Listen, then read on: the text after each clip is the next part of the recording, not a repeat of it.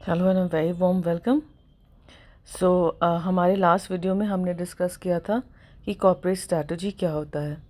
तो corporate strategy are the strategies which are made by the top management of the organisation.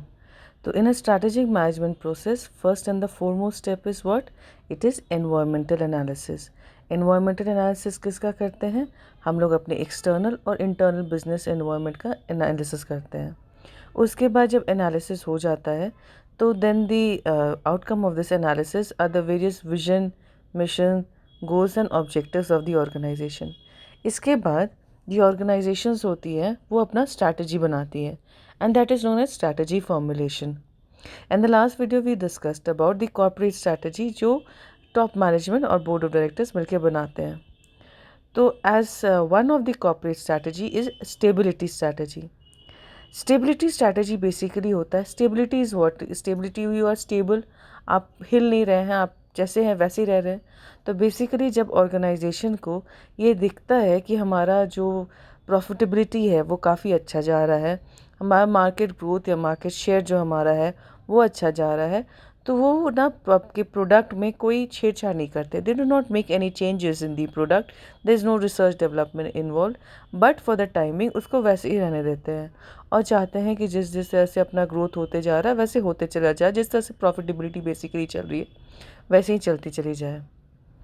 So, the stability strategy is adopted when the organization attempts to maintain its current position and focuses only on the incremental improvement by merely changing one or more of its business operations in the perspective of consumer goods, customer groups, customer functions, and technology alternatives, either individually or collectively.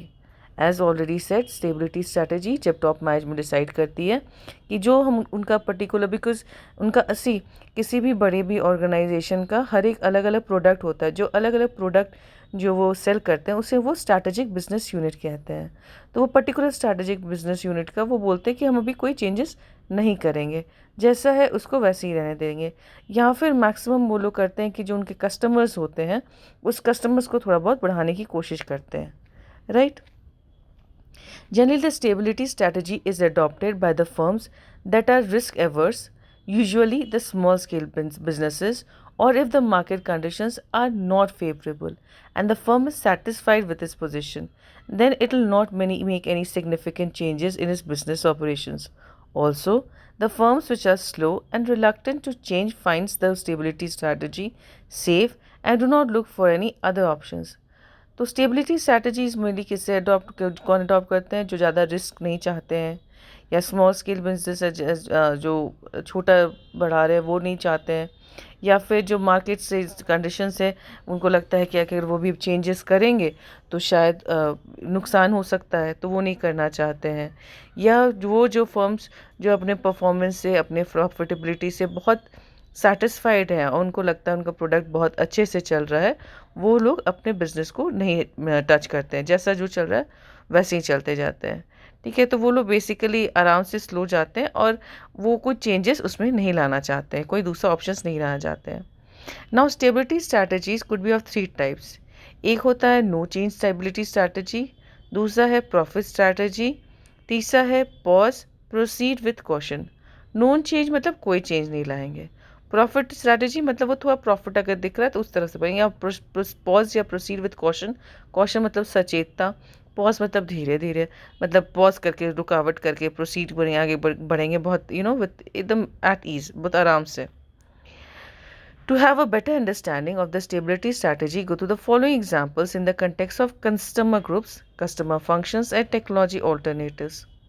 The publication house offers special services to the educational institutions apart from consumer sale to the market intermediaries with the intention to facilitate a bulk buying.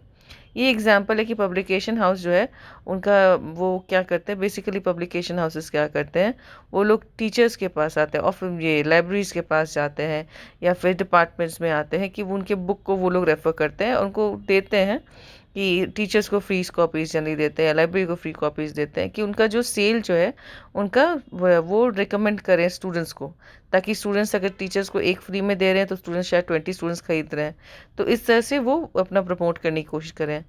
इसमें ध्यान देने का बात यह है कि वो लोग कुछ अपने प्रोडक्ट जो उनका बुक था उसमें कोई चेंजेस नहीं किए, बस बेसिकली अपना कस्टमर थोड़ा सा बढ़ाने का कोशिश किए। The electronics company provides better after-sales services to the customers to make the customer happy and improve its product image। कि आफ्टर सेल्स सर्विसेज जो अपने उनका सेल्स हो गया है उसके बाद वो लोग उनसे पूछते हैं कि आपका अच्छा चल रहा है कि नहीं। आपके घर आ जाते हैं, आपने एक नया माइक्रोवेव सपोज खरीदा तो वो लोग जब माइक्रोवेव इंस्टॉल करने के घर आ जाते हैं, साथ ही साथ प्रॉब्ली एक आपको डिश बना के दिखा देते हैं कि देखिए किस तरह से ये डिश बन सकती है। तो माइक्रोवेव में उन्होंने कोई चेंज नहीं किया, जो उनका ओरिजिनल प्रोडक्ट है उसमें उन्होंने कोई चेंज नहीं किया, बट आफ्टर सेल्स करने के बाद जो कस्टमर को खुश करने का तरीका, जो कस्टमर दे आर हैप्पी कि हमारा प्रोडक्ट अच्छा हुआ है एंड आफ्टर सेल्स बहुत अच्छे से ये लोग टर्न अप कर रहे हैं। तो ये this is one of the way of stability strategy. The biscuit manufacturing company improve its existing technology to have the efficient productivity। जो भी मैन्युफैक्चर करने का तरीका होगा बिस्किट का उसको इम्प्रूव करें। Again here to notice is the what is the product? The product is the biscuit and they are making no change in the biscuit, right? In all the above examples, the companies are not making any significant changes in their operations. They are serving the same customers with the same products using the same technology. तो कोई changes वो लोग नहीं ला रहे product में. That is what is stability strategy. When an enterprise is satisfied by its present position, it will not like to change from here and it will be a stability strategy. Stability strategy will be successful when the environment is stable. This strategy is exercised most often and is less risky as a course of action. A stability strategy is of concern, for example, will be followed when the organization is satisfied with the same product, serving the same consumer groups and maintaining the same market share. तो stability strategy basically हम लोग या organizations जो है वो तब use करती है जब environment में उन्हें कुछ changes नहीं दिखाई देता है ज़्यादा, वो ज़्यादा risk नहीं लेना चाहते हैं और वो लोग same product को सेम कंज्यूमर गुड को शेयर करते हैं, सेल करने की कोशिश करते हैं and they try to maintain the same market share. जितना उनका सेल हो रहा है वो उसी तरह से सेल होता जाए। The organisation may not be adventurous to change new strategies to change the status quo. This strategy may be possible in a mature industry with static technology. Stability strategy may create complacency among managers. The managers of such an organization may find it difficult to cope with the changes when they come. तो एक organisation जो generally changes से adapt नहीं करना चाहती है और जो जनरली बेसिकली जो वही सेम आपका जो प्रोडक्ट है वही चलाते जाने जा रही है, तो क्या होता है कि मैनेजर्स को ना ये आदत हो जाती है कि आपको चेंजेस से वो अडॉप्ट नहीं कर पाते हैं।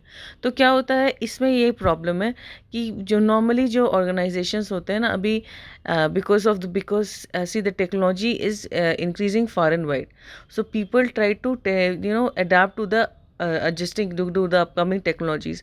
एज ये भी होता है कि बहुत सारे ऑर्गेनाइजेशंस ऐसे होते हैं जो अपना रिसर्च एंड डेवलपमेंट यूनिट अलग रखते हैं और जो चेंजेस होते चले जाता है, जो नया नया प्रोडक्ट में वो नए चेंजेस करते चले जाते हैं। लेकिन अगर एकदम ही चेंजेस नहीं होता है तो मैनेजर्स को जब अचानक से अगर सामने चेंजेस होता है तो मैनेजर्स को एनवायरनमेंट में चेंजेस होता है तो मैनेजर्स को अडाप्ट करने में थोड़ी दिक्कत होती है। Now stability strategies can be of the following types. जैसे हमने बात की थी no change strategy, profit strategy, proceed या पॉज विथ कॉशन। तो पहला है नो चेंज स्ट्रैटेजी। अभी क्या है ना कि अपने बिजनेस को हम ये एनालाइज करना कि मेरी स्ट्रैटेजिक बिजनेस यूनिट है वो कैसा चल रहा है और अभी उससे हम छेड़छाड़ ना करें, उसको ठीक से अभी ऐसे ही चलने दें, उसका मार्केट शेयर बढ़कर, ये भी अपने में एक स्ट्रैटेजी होती है कि अभी हम उसे कुछ टच नहीं करेंगे, देखो ये कैसे आगे चलता चला जा रहा है, हम जब ये समय आएगा तो हम इसमें टच करेंगे। अभी it's I will not make any difference in to the product, I will let it remain the way it is. That is also a strategy. Stability strategy is a conscious decision to do nothing new, that is to continue with the present work. It does not mean an absence of strategy, rather than taking no decision in itself is a strategy। ये दो एक decision नहीं लेना ये अपने में एक strategy है। जब एक्सटर्नल एनवायरनमेंट जो होगा वो प्रेडिक्टेबल होगा, स्टेबल होगा, तो वो लोग ट्राई करेंगे तब अपना प्रेजेंट सिचुएशन वो अपना ये करने का चलते रहने देगा। There may be major opportunities और threats operating in the environment. There may be no new threat from the competitors, कहीं से उनको कोई कॉम्पिटिटिव थ्रेट नहीं दिख रहा है, और no upcoming product that may be coming the market under these circumstances, it will be prudent to continue the present strategies. कोई कॉम्पिटिटर्स नहीं दिख रहा है, कोई नया दूसरा प्रोडक्ट नहीं दिख रहा है, हमको लग रहा है कि मेरा मार्केट बहुत ऐसे ही जैसा अच्छा चल रहा है चलते जा रहा है, तो ये हम लोग उसको टच नहीं करते, प्रोडक्ट को जैसा चलता है उसको चलने देते हैं। The small and medium firms generally operate in limited market and supply products and services with the use of time-tested technology. Such firms will prefer to continue with their present work unless otherwise there is a major threat in the environment or occurrence of some major upset in the market. The present strategy will serve the firms well. देखिए क्या होता है कि जब आपका environment में business environment जो है future is uncertain, totally unpredictable. जो बड़े बड़े फर्म्स होते हैं, बहुत बड़े बड़े फर्म्स होते हैं, लार्ज फर्म्स जो होते हैं, लार्ज स्केल इंडस्ट्रीज़ या मल्टीनेशनल कंपनीज होती हैं, उनके पास बहुत सारे प्रोडक्ट्स होते हैं। अगर एक कोई पर्टिकुलर प्रोडक्ट उनमें उन्होंने चेंज किया और अगर उनका वो उस तरह से फ्यूचर में नहीं काम किया, despite all the managing etcetera उनका नहीं काम किया, तो उनके पास दूसरे यूनिट्स होते हैं जिस पे वो फॉल बैक कर सकते हैं रिसोर्सेज वाइज। लेकिन small and middle scale industries में तो ये ऑप्शन नहीं होता है, उनके पास उतना फॉल बैक करने का ऑप्शन नहीं होता है। तो वो लोग क्या करते हैं कि नॉर्मली जो प्रोडक्ट को लॉन्च करते हैं, तो जब तक उनको दिखता है कि ये दिखता है कि सब चीज़ बढ़िया चल रहा है, सब चीज़ अच्छा चल रहा है, तो वो मार्केट में जनरली वो छेड़छाड़ नहीं करते हैं, प्रोडक्ट में जैसा रहना वैसे ही रहने देते हैं। अनलेस अदरवाइज, जब तक उनको बाहर एनवायरनमेंट में कुछ मेजर थ्रेट नहीं दिखे। अभी जैसे कि कोरोना का टाइम से आया, बहुत सारे small scale and middle scale industries ऐसे होंगे जो प्रॉपर्ली अपना चल रहा होगा, ठीक है। अभी जब कोरोना टाइम्स आया तो maximum thing went online, even the doctor consultancy to आपका marketing to your medicine to your everything. अभी तो ग्रॉसरीज भी घर पहुंचा देते, एवरीथिंग वेंट ऑनलाइन। तो वो लोग जो एक नॉर्मल स्मॉल स्केल इंडस्ट्रीज वाला था, उनको भी डिपेंडिंग अपॉन द एनवायरनमेंट अपना चेंजेस लाना पड़ा। The next strategy is the profit strategy. Sometimes things change in such a way that the firm has to adopt changes in its working. There may be unfavorable external factors such as increase in competition, recession in the industry, government attitude, industry down, etc. Industry turn down, etc. Under these situations, it becomes difficult to sustain profitability. A supposition is that the change in situation will be a temporary phase and old situation will again return. The firm will try to sustain profitability by controlling expenses, reducing investment, raise prices, cut costs, increase productivity, etc. These measures will help the firm in sustaining current profitability in the short run. अब profit strategy क्या हो रहा है, वो बोल रहे हैं कि मान लीजिए हमको अचानक से दिखा कि सामने में कुछ एनवायरनमेंट में कुछ प्रॉब्लम है, ऐसे स्टेबिलिटी स्ट्रैटेजी चला रहे हैं, उसमें कोई चेंजेस अपने प्रोडक्ट में नहीं ला रहे हैं, लेकिन मुझे दिखा सामने कोई थ्रेट दिख रहा है। अगर अपॉर्चुनिटी में कहीं थ्रेट दिख रहा है, अगर एक्सटर्नल एनवायरनमेंट में कोई थ्रेट दिख रहा है, तो हमें लग रहा है कि अगर हम नहीं अडॉप्ट करेंगे तो हम शायद ख़त्म हो जाएं, तो वो क्या करते हैं, तो अपने प्रोडक्ट में ज़्यादा चेंजेस नहीं लाते हैं, लेकिन इस तरीके से आगे बढ़ते हैं कि मेरा उसमें कोई नुकसान नहीं हो। और उनका ये मानना है कि जो सिचुएशन आ रहा है, इसी ऑर्गेनाइजेशन का मानना है कि जो भी थ्रेट सामने जो सिचुएशन में दिख रहा है, ये टेम्प्रेरी है और कुछ दिन बाद वापस से पहले जैसा सब नॉर्मल हो जाएगा। तो लोग क्या करते हैं, अपना जो इन्वेस्टमेंट रॉ मटेरियल्स में करे उसको कम कर देते हैं, या फिर जो प्रोडक्ट की प्राइजेस को बढ़ा देते हैं, या फिर जो प्रोडक्टिविटी जो कॉस्ट वो लोग निकाल रहे हैं उसको कम कर देते हैं, या फिर जो अपना प्रोडक्ट का प्रोडक्टिविटी उसको बढ़ा देते हैं। जो भी ये बनाते हैं ताकि उनका प्रॉफिट बरकरार रहे, और this is happening only in the short term, मतलब कुछ दिन के लिए it is okay, not in the long run, बहुत लंबे समय के लिए नहीं। With the opening up of markets, Indian industry is facing lot of problems with the presence of multinationals and reduction in tariffs on imports. The firm will have to adjust their policies to the changing environment, otherwise they'll find it difficult to stay in the market. अभी क्या है ना, 1991 तक there was no LPG. उसके बाद जब से new policy आई, तब से आपका लिबरलाइजेशन, प्राइवेटाइजेशन, ग्लोबलाइजेशन की जब से पॉलिसीज़ आई है, तब से क्या है, फॉरेन मार्केट जो है बहुत ज़्यादा इंडिया में आ गया है। साथ ही साथ हम लोग एक्सपोर्ट भी कर सकते हैं। तो अगर वो इंडियन मार्केट्स, अगर इंडस्ट्रीज़ जो है, अगर वो लोग उसी तरह से चलते जाते कि जैसे आदम ज़माने में चलते जा रहे हैं, तो ये ज़्यादा दिन नहीं टिकेगा। क्योंकि एक टेक्नोलॉजी हमें आत्मसात करनी है, अपना प्रोडक्ट को बेहतर करना ही है, और हमें अपना जो एग्जिस्टिंग कॉम्पिटिटिव एनवायरनमेंट में है उसमें सस्टेन करना ही है। Profit strategy will be successful for a short period only. In case things do not improve to the advantage of the firms, then this strategy will only deteriorate their position. This strategy can work only if the problems are temporary. I repeat again, जो हमने पहले भी कहा था कि ये profit strategy है, इस सिचुएशन में ऑर्गेनाइजेशन को लगता है कि जो आगे प्रॉब्लम दिख रहा है ये टेम्पररी है, ये ख़त्म हो जाएगा। तो अगर ये प्रॉब्लम्स टेम्पररी नहीं है, ठीक है, तो कुछ जो उनको दूसरी स्ट्रैटेजी लेनी पड़ेगी। लेकिन अगर ये प्रॉब्लम्स टेम्पररी है, सिर्फ थोड़ा सा शॉर्ट पीरियड के लिए, तब ये प्रॉफिट स्ट्रैटेजी के साथ आगे बढ़ सकते हैं, ठीक है। और अगर ये टेम्पररी नहीं है, तो अगर वो नहीं इस तरीके से आगे से बढ़ेंगे, तो उनका जो फर्म का पोजीशन है, उनका जो प्रोडक्ट है मार्केट में, वो डिटोरिएट कर सकता है, उसका पोजीशन जो है वो ख़राब हो सकता है। Now the last strategy is proceed with caution strategy. Proceed with caution strategy is employed by firms that wish to test the ground before moving ahead with full-fledged grand strategy, or by those firms which had a rapid pace of expansion and now wish to rest for a while before moving ahead.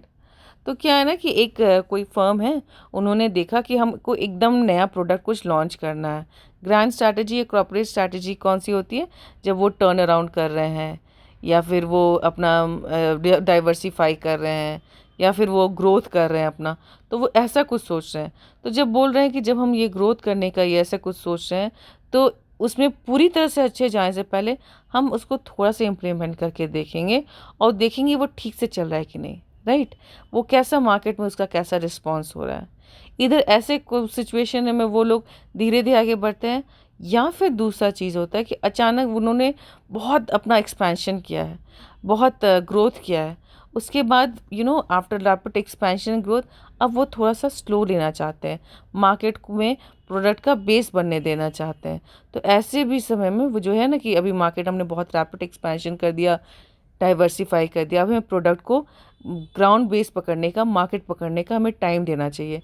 तो वो आराम से धीरे धीरे चलते हैं और ये देखते हैं कि उनका प्रॉफिट कैसे चल रहा है, प्रॉफिट कैसे आ रहा है। The pause is sometimes essential because intervening period will allow consolidation before embracing of further expansion strategies. तो ये भी ज़रूरी है कि वो धीरे धीरे चले, क्योंकि बेसिकली ऑर्गेनाइजेशंस का क्या है कि दे विल ट्राई टू जो प्रॉफिट है, जो मार्केट है, जो मार्केट जो आपका है, जो प्रोडक्ट है, वो मार्केट में अपनी पकड़ धीरे धीरे बना रहा है, ठीक है। The main objective is to let the strategic changes steep down the organisation levels, allow structural changes to take place and let the system adapt to the new strategies. तो ये जो proceed with caution के साथ जो अगर strategy है, इसका main reason यही है कि जितने जो नया हम लेके आ रहे हैं, या फिर expansion हो गया पूरा, ठीक है, एक्सपेंशन के बाद प्रोडक्ट हमने एक नया लॉन्च कर दिया या दूसरी जगह एक्सपेंशन हो गया, अब हम धीरे धीरे सब लोगों को, इवन मार्केट को, साथ ही साथ अपने ऑर्गेनाइजेशन को धीरे धीरे उससे एडजस्ट करने का टाइम दे रहे हैं। या फिर हम एक नया प्रोडक्ट पूरा लाने वाले हैं और एक नया एक्सपेंशन एकदम अच्छा सा करने वाले हैं, तो पहले हम धीरे से उसको इंट्रोड्यूस करते हैं, सबको उससे एडजस्ट करने का थोड़ा टाइम देते हैं, फिर अचानक से उसको अच्छे से लॉन्च कर देते हैं, right. So in these two of the cases proceed with caution is used. Now, what are the advantages of this stability strategy? The firm is successfully run and the objectives are achieved and there is satisfactory performance. Then the management may continue with the same activities. Obviously होता क्या है कि अगर मेरा performance बहुत अच्छा चल रहा है, अगर सब चीज़ बहुत अच्छा चल रहा है, तो हम कोशिश क्या करेंगे, जो जैसा है उसको वैसे ही रहने दें। तो फर्म को भी लग रहा है कि उसका प्रोडक्ट अच्छा जा रहा है, मार्केट ग्रोथ उसका अच्छा चल रहा है, मार्केट शेयर प्रोडक्ट का बहुत अच्छा है, उनका प्रॉफिटेबिलिटी बहुत अच्छा है, सब चीज़ अच्छा चल रहा है, सेटिस्फैक्ट्री परफॉर्मेंस है, तो जैसे है उसको वैसे ही रहने देंगे। A stability strategy is less risky unless the conditions are really bad. A firm need not take any additional risk. तो स्टेबिलिटी स्ट्रैटेजी होती है वो obviously it's less risky because we know the product is there, we know our market, we know everything that is going around. तो अगर हम नया product और नया कुछ लेके आते हैं तो फ्यूचर अनसर्टन है, पता नहीं कैसे रिएक्ट करें। अब ये कि एवरीथिंग इज गोइंग फाइन, तो let it be, right. The management doesn't foresee any change in the environment और अपॉर्चुनिटी इन द मार्केट और एनी थ्रेट। मार्केट में है कि जो फर्म को कोई अपॉर्चुनिटी आगे नहीं दिखाई दे रही है तो प्रोडक्ट को डेवलप नहीं करना चाहते या कोई नया प्रोडक्ट नहीं लेके आना चाहते, ना ही उन्हें कोई ऑपोजिशन से थ्रेट दिखाई दे रहा है, ना कोई कॉम्पिटिटर्स वगैरह नहीं दिखाई दे रहा है, तो they think everything is going very fine. When pursuing this strategy, there is no disruption in the routine work. कि जो रेगुलर काम चलते जा रहा है वो चलते जा रहा है। Now what are the issues related to the stability strategy? Problem कहाँ हो सकती है? The downside of this strategy may be setting of boredom, where you tend to do routine stuff, but the brighter side is the continuous positive response of the to the product and profit. तो इसका down side है, इसका जो disadvantage ये है कि normally managers जो होते हैं वो बोर हो सकते हैं, या फिर हम लोग उस प्रोडक्ट से यूज़ टू हो गए हैं, कुछ नए टेक्नोलॉजी हमें दिख रहे हैं तो हम उधर चले जाएंगे। लेकिन पॉजिटिव साइड इसका यही है कि एक पॉजिटिव रिस्पॉन्स रहता है to the product and profit जो है नॉर्मल चलते जा रहे हैं, इसलिए तो वो लोग no change stability strategy adopt कर रहे हैं। So stability, what we studied in this video is we have initially studied what is the corporate strategy. One of the corporate strategy is the stability strategy. Stability strategy में there are 3 types of strategy. One is when you are taking no change at all. Second, जो profit के हिसाब से हम बढ़ रहे हैं आगे. Third, जब हम proceed या pause with caution, हम caution के साथ धीरे धीरे आगे बढ़ रहे हैं. तो these are the 3 types of stability strategies. In the next upcoming video, we'll studying about the next type of the corporate strategy. This is all for today. Thank you and happy learning.